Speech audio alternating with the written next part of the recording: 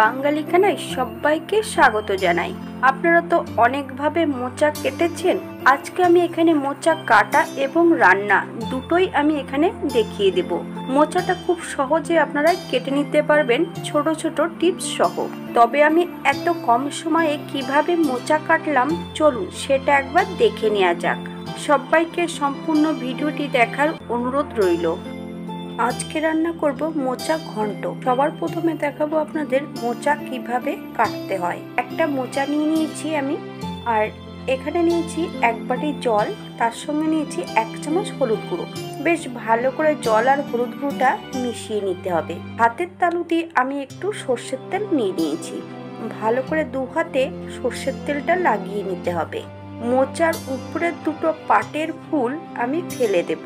তারপর পরপর আমি মোচার পাটের ফুলগুলো কিভাবে ছাড়াচ্ছি সেগুলো একবার দেখে নিতে হবে। ঠিক এমন ভাবে আপনারা ছাড়িয়ে নেবেন।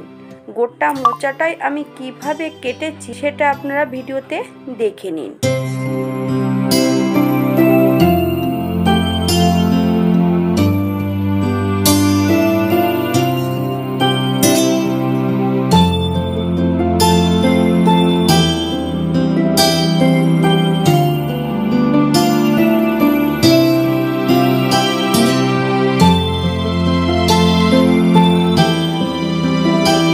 মোচার ফুলের শক্ত শক্ত কাঠিগুলো ফেলে দিতে হবে। তারপর বেশ মিহি করে কুচিয়ে নিতে হবে ফুলগুলো।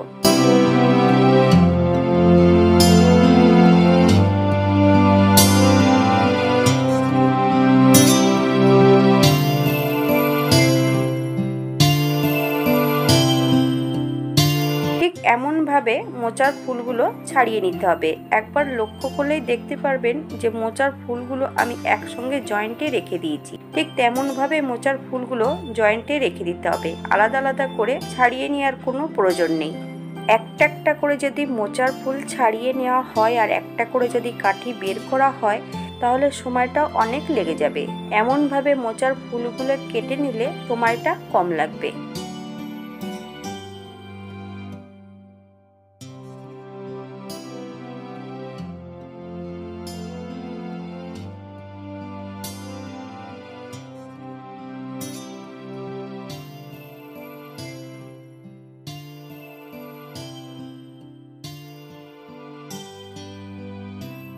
মোচাটা যতক্ষণ কাটবেন ততক্ষণ কিন্তু জলের মধ্যে হাতটা ভেজাবেন না।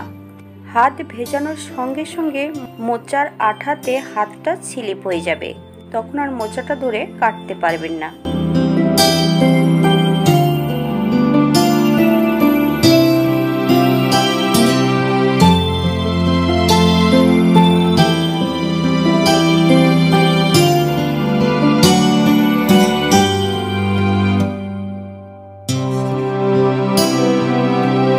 যতক্ষণ মোচার ফুলের মধ্যে কাঠি থাকবে ততক্ষণ পার্ট বাই পার্ট আমি মোচার ফুলগুলো একইভাবে কেটে নেব।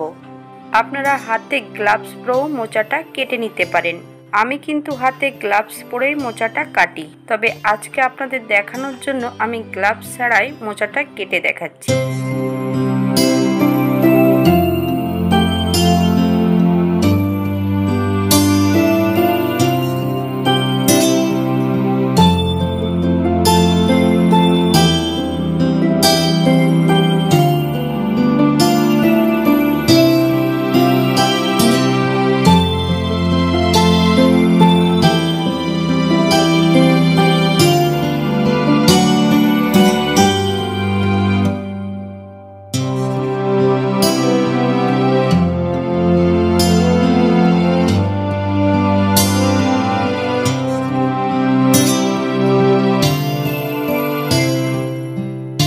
মোচার অর্ধেক ফুল প্রায় কাটা হয়ে গেছে। এইবার মোচার পেছনের অংশটা কেটে বাদ দিয়ে দেব। 1/2 ইঞ্চির মতন কেটে বাদ দিয়ে দিয়েছি। এবার একটা একটা করে পার্ট তুলে নেব। আবারও আমি শক্ত কাঠিগুলো ফুল থেকে বের করে নেব। মোচার এই নরম পার্টগুলো আপনারা রান্নার কাজে ব্যবহার করতে পারেন, তবে একটু মিহি করে কুচিয়ে নিতে হবে। আমি আরও 2-1 পার্ট ফেলে দেব।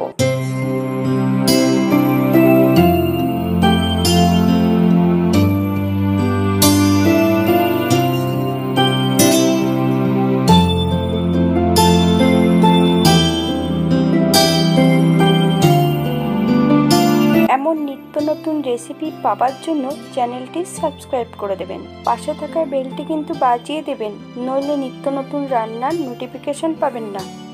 মোচার আরও দু একটা রেসিপি আমার চ্যানেলে দেওয়া আছে, ভিডিও শেষে লিঙ্কটি অ্যাড করে দেব। আশা করি আপনাদের পছন্দ হবে, ভিডিওগুলো দেখে নেবেন।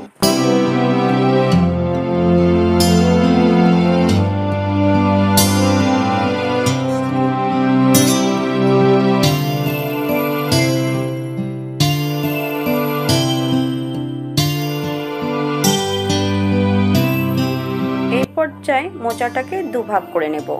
নিচের অংশটা বেশ মিহি করে কুচিয়ে নিতে হবে, তবে আপনারা আপনাদের পছন্দ মতন কুচিয়ে নিতে পারেন।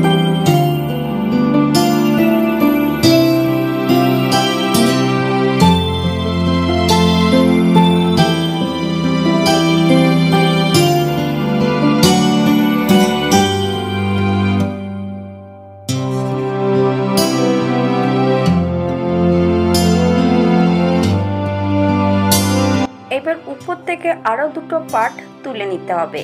ফুলগুলোর মধ্যে শক্ত শক্ত কাঠি আছে, এগুলোর মধ্যে এখনো। এগুলোকে হালকা করে চেপে চেপে কাঠিগুলো বের করে নিতে হবে।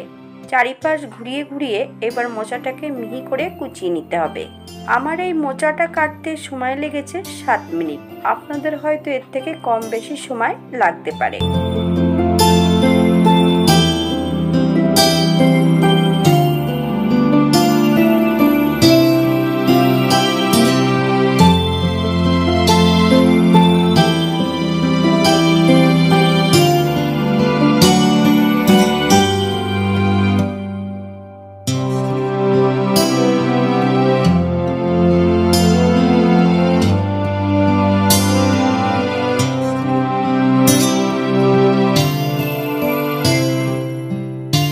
মোচার ভেতরে শক্ত অংশটা আমি ফেলে দেব। সম্পূর্ণ মোচাটা কাটা হয়ে গেছে।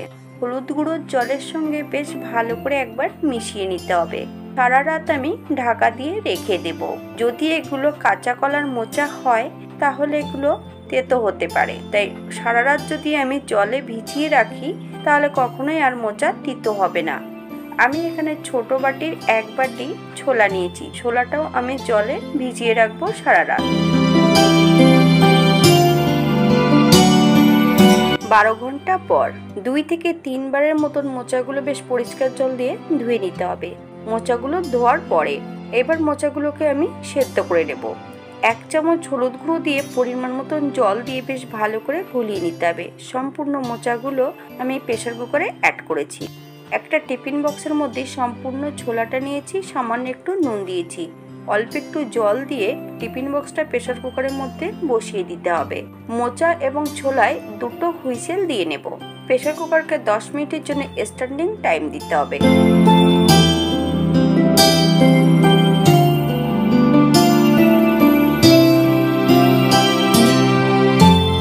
মোচা ও ছোলা সেদ্ধ হয়ে গেছে। এই পর্যায়ে আমি আলুগুলো ভেজে নেব। মিডিয়াম সাইজের 2টো আলু কেটে নিয়েছি। আমি ছোট টুকরো করে কেটে নিয়েছি। আপনারা আপনাদের পছন্দ মতন আলুগুলো কেটে নেবেন। একটু নুন হলুদ দিয়ে আলুগুলোকে 80% মতন ভেজে নিতে হবে। এই পর্যায়ে সম্পূর্ণ আলুগুলো তেল থেকে তুলে নিতে হবে।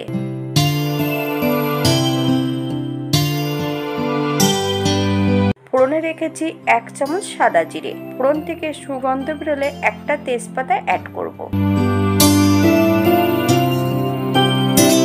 এই পর্যায়ে অ্যাড করব মিডিয়াম সাইজের একটা টমেটো বেশ মিহি করে কুচিয়ে নিয়েছি। বেশ কিছুটা বাটা মশলা অ্যাড করব। আদা, জিরে, ধনে, একটা শুকনো লঙ্কা একই সঙ্গে বেটে রেখেছি। আমি এই পর্যায়ে বাটা মশলা দিয়ে রান্না করছি, আপনারা গুঁড়ো মশলাটাও ব্যবহার করতে পারেন। 1/2 চামচ হলুদ গুঁড়ো। সেদ্ধ করা সম্পূর্ণ ছোলাটা অ্যাড করব। 2 থেকে 3 মিনিটের মতন বেশ ভালো করে ছোলা ও মশলা দিয়ে নেড়ে নিতে হবে। এই পর্যায়ে অ্যাড করব মশলা ধোয়া বাটি থেকে সামান্য একটু জল। মশলাটা বেশ ভালো করে কষিয়ে নিতে হবে। সামান্য একটু চিনি, আপনারা নুন চিনিটা স্বাদ অনুসারে অ্যাড করবেন। 2টো কাঁচা লঙ্কা আমি এই পর্যায়ে অ্যাড করেছি। আপনারা যদি পছন্দ করেন তাহলে পরিমাণে বাড়িয়ে দিতে পারেন। সম্পূর্ণ ভেজে রাখা আলুগুলো এই পর্যায়ে অ্যাড করতে হবে। মশলা ও আলু সহ বেশ ভালো করে কষিয়ে নিতে হবে। 3 থেকে 4 মিনিটের মতো। রান্নাটা করতে হবে মিডিয়াম আঁচে।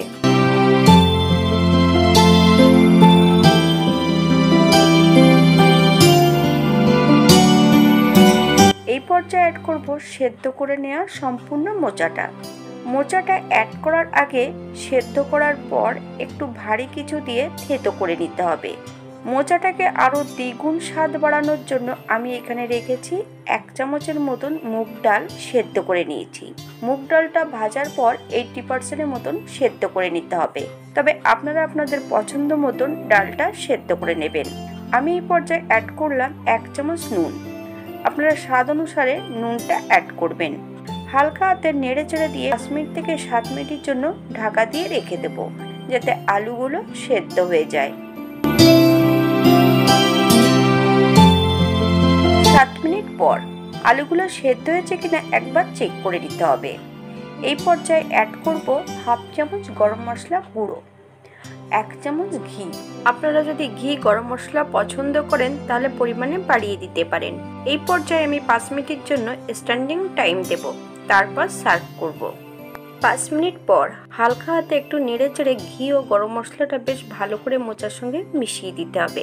এটা দেখতে যেমন ভারী সুন্দর হয়েছে, এটা গরম ভাতে, রুটি, পরোটা সব কিছুর সঙ্গে অসম্ভব ভালো লাগবে। আপনারা একবার বাড়িতে একই পদ্ধতিতে বানিয়ে নেবেন। আমি কিন্তু এই রেসিপিটা বানিয়েছি সম্পূর্ণ নিরামিষ, তবে এই রান্নাটি পেঁয়াজ, রসুন, চিংড়ি মাছ দিয়েও রান্নাটা বেশ ভালো হয়। আজকের ভিডিওটি এই পর্যন্তই থাক। অন্যদিন একটা নতুন রেসিপি নিয়ে আপনাদের সামনে আবার আমি হাজির হব। হাতে যদি সময় থাকে একটা লাইক কমেন্ট করবেন, তবে শেয়ার করতে ভুলবেন না। ভিডিওটি দেখার জন্য ধন্যবাদ।